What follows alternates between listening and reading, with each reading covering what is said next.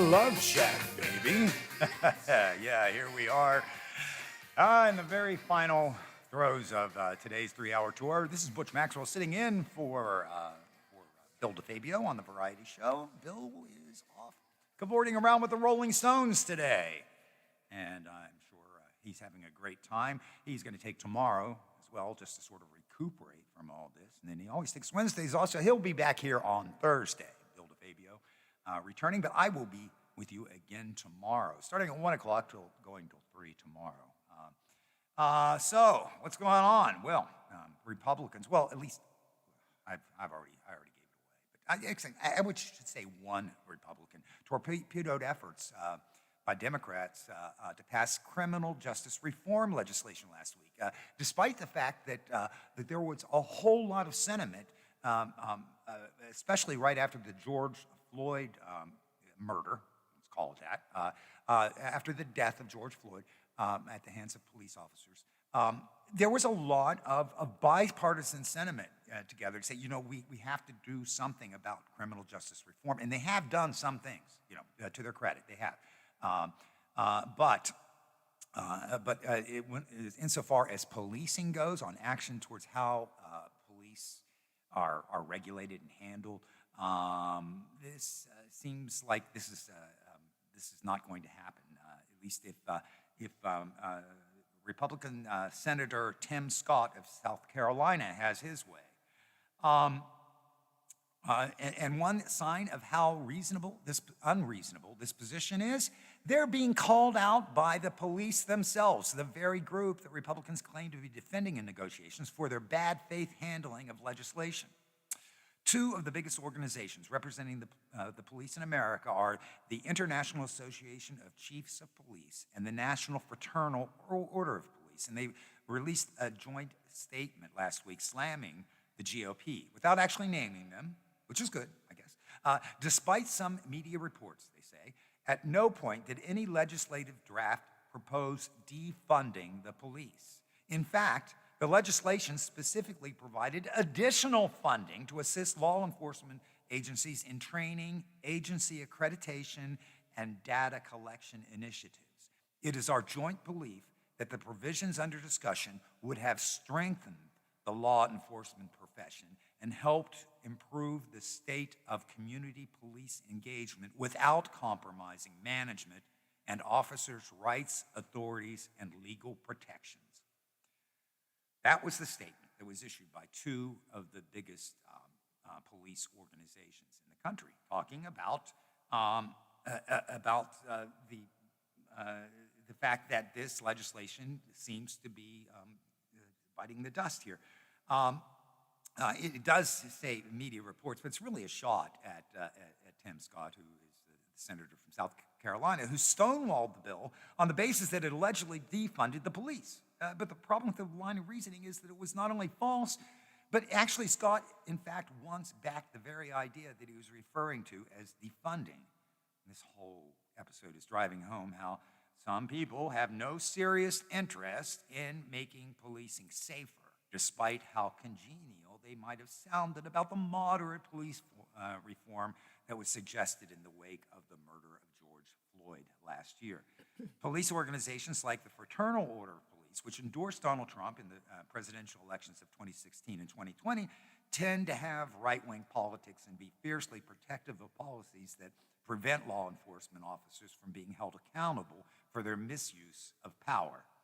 In the run-up to the police reform bill that just fell apart, the Fraternal Order of Police lobbied against the provision that would end qualified immunity.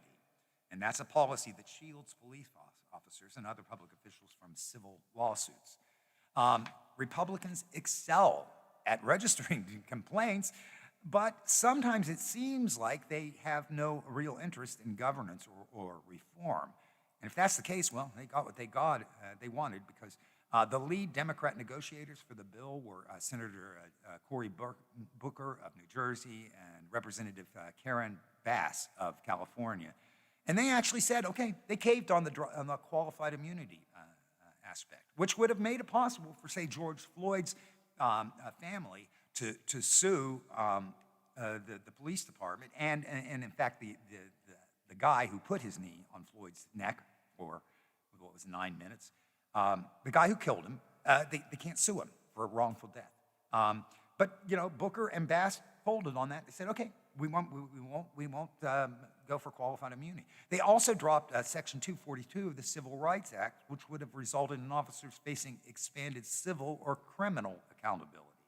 But still, Scott objected to the legislation on the basis that one of the policies, which ties federal grant funding to police department compliance, with policies like chokehold bans and the elimination of no-knock warrants, that amounted to defunding the police. Got something? I had heard that. Yeah. His reasoning was, you can't tie federal funds or federal funding to this. And the whole point of it was to expand the amount of money being spent for training and resource officers, Right. social workers, and that kind of thing.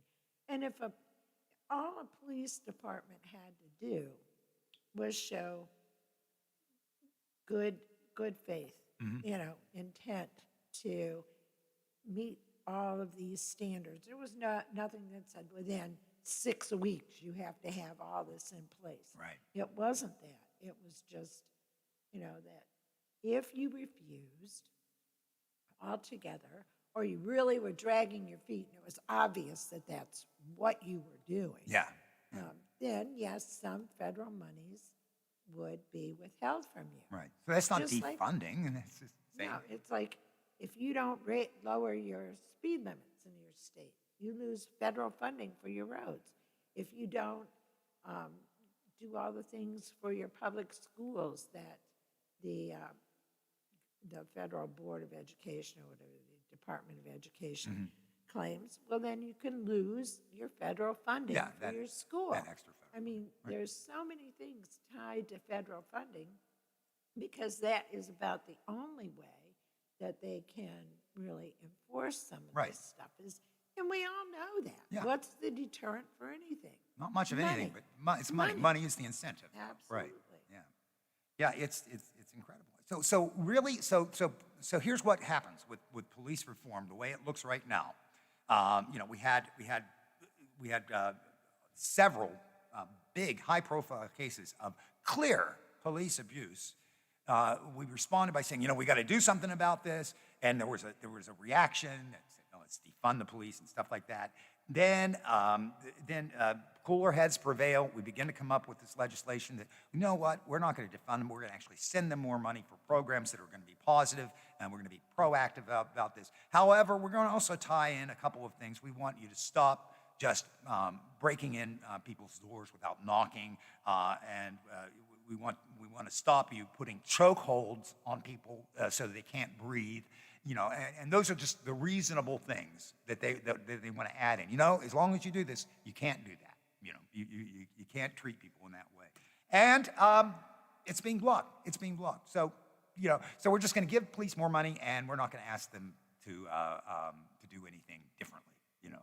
And so I think what we're going to continue to see is more black and brown and other marginalized people get into big trouble with certain police officers. Now, I know this sounds like I'm anti-police, and honestly, I'm not.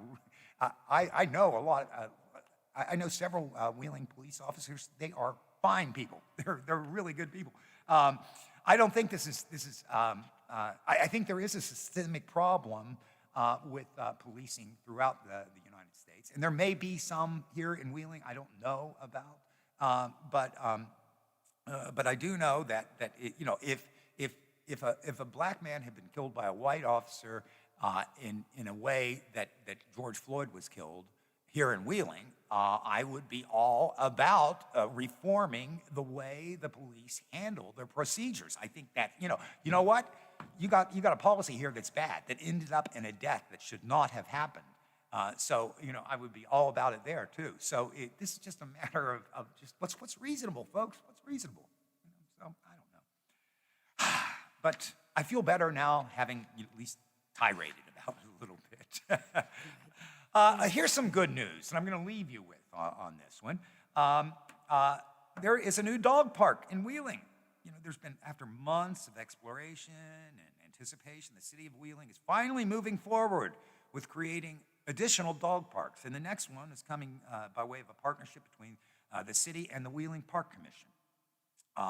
Wheeling City Council members are scheduled to get the ball rolling on the next dog park when a first reading of a new ordinance takes place tomorrow afternoon.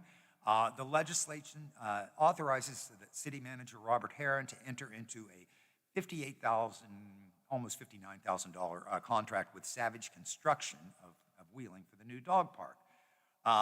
Now, they have been looking for a location, another dog park location, in addition to the one that we have now. It's a very fine one, a really nice one, the Fitzsimmons dog park, which is off Tunnel Green over in East Wheeling. But, you know, that there's been a big outcry for more. So they've been looking around for a dog park location in the Elm Grove area for some time. And while the location they found is not exactly in Elm Grove, it should serve them pretty well because Wheeling Park, the Wheeling Park Commission has set aside some land for a dog park within Wheeling Park. So you'll be able to access it when it's done. You'll be able to access it right from that one-way entrance into Wheeling Park, and it'll be an acre and a half. It'll be between the White Palace and the golf course, and there will be a small parking lot that will be created near the area and an access road adjacent to the White Palace. And the dog park is going to have grassy sections that will be separated for large dogs and small dogs. There'll also be some water access, some shaded areas. There'll be some benches for humans. And Heron even mentioned that there may be even a decorative fire hydrant for dogs. So I think that's great. The money for this project came from the city's project fund, which was bolstered last year by a federal CARES Act reimbursement. So that is primarily what's going to be used to construct this new dog park. Heron also added that a donor who will be announced at a later date has also made a significant contribution to the creation of the new dog park. So there is a secret donor too.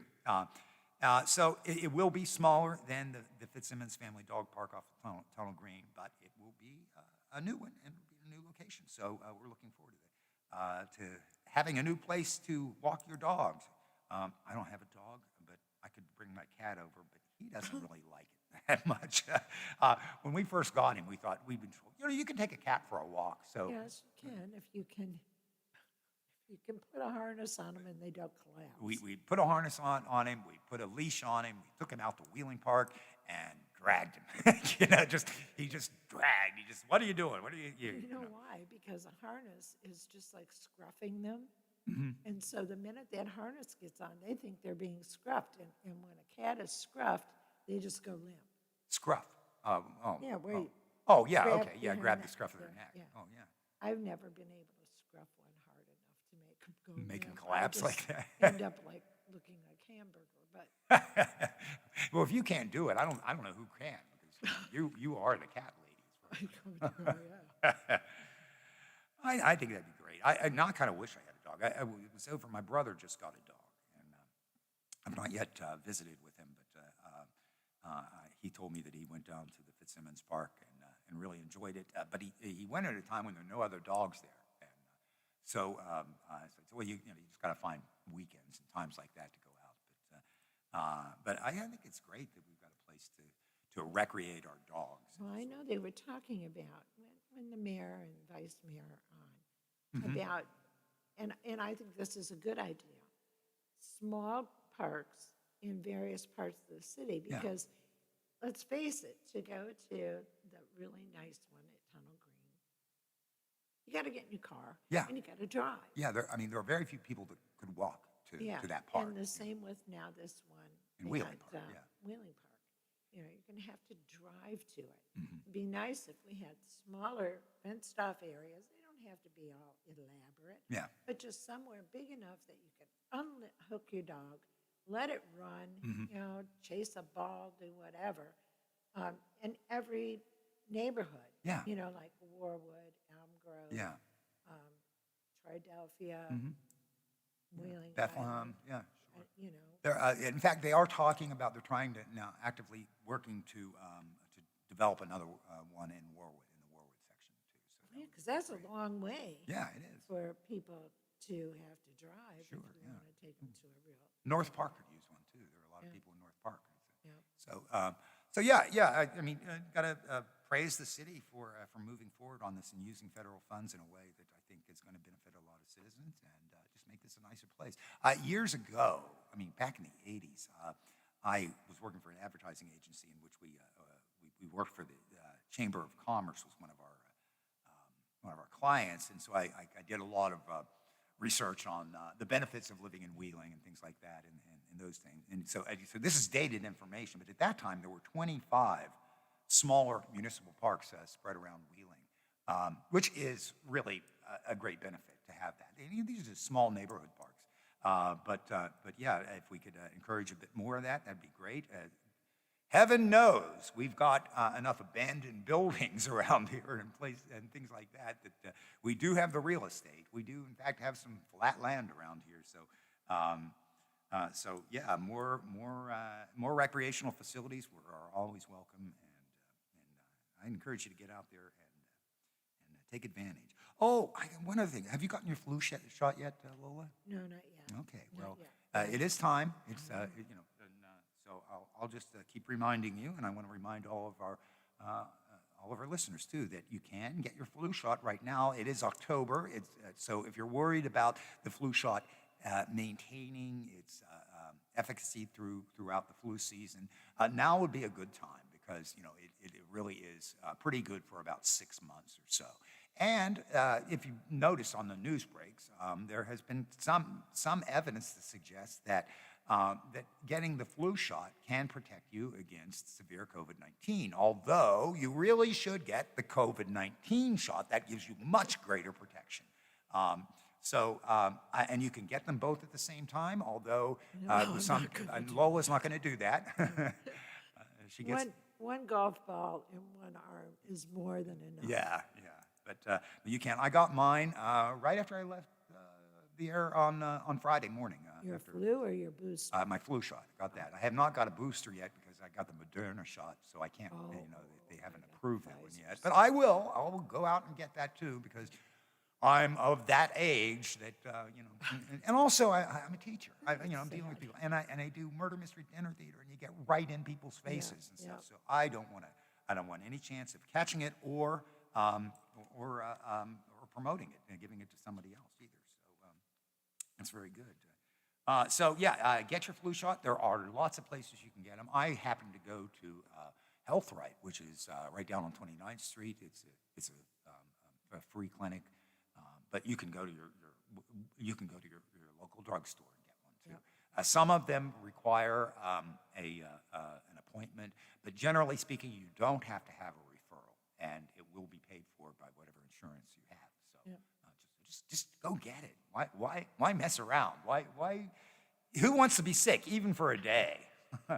All right. Well, I have successfully wasted 3 hours of your time today, and I hope that you'll come back and join me again tomorrow at 1 o'clock. I'll be here from 1 to 3, and as I said, your regular host, Bill DeFabio, will be back here on Thursday. So everybody out there, have a good day, be kind, take care of yourselves and everyone else. We'll see you on the other side. If you missed us the first time,